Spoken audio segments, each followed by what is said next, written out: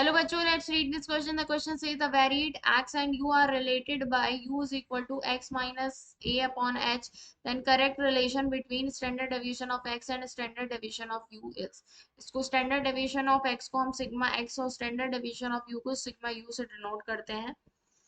तो यहाँ मैं की कॉन्सेप्ट लिख लेती हूँ.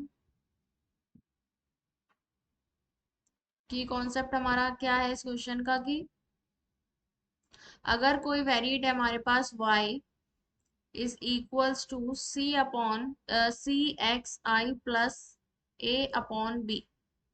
ठीक है. तो हमें y का स्टैंडर्ड डेविएशन, इसका स्टैंडर्ड डेविएशन निकालना होगा. तो स्टैंडर्ड डेविएशन ऑफ y जो है वो बराबर होता है मॉड में c upon b into standard deviation of x. ठीक है. स्टैंडर्ड डेविएशन के x के बराबर होता है, इस वाली क्वांटिटी के स्टैंडर्ड डेविएशन के बराबर होता है standard deviation of y c upon b times standard deviation of x होता है.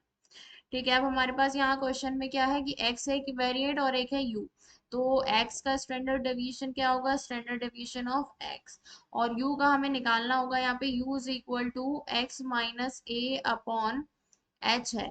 ठीक है. तो u का हम निकालेंगे. देखिए यहाँ पर इसको मैं इससे कंपेयर करूँ तो c इज इक्वल टू 1 आ रहा है और b is equal to h आ रहा है. तो मतलब यहाँ से क्या हो जाएगा, standard deviation of u is equal to mod में 1 अपॉन h और स्टैंडर्ड डेविएशन ऑफ x.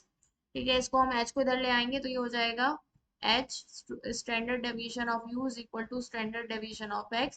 हमारे पास यहाँ पे क्या आ गया, standard deviation of x is equal to h times standard deviation of u. Okay. So the final answer is standard deviation of x is equal to h times standard deviation of u. Option 1 is correct. Hope you understood it well. Best of luck. Thank you.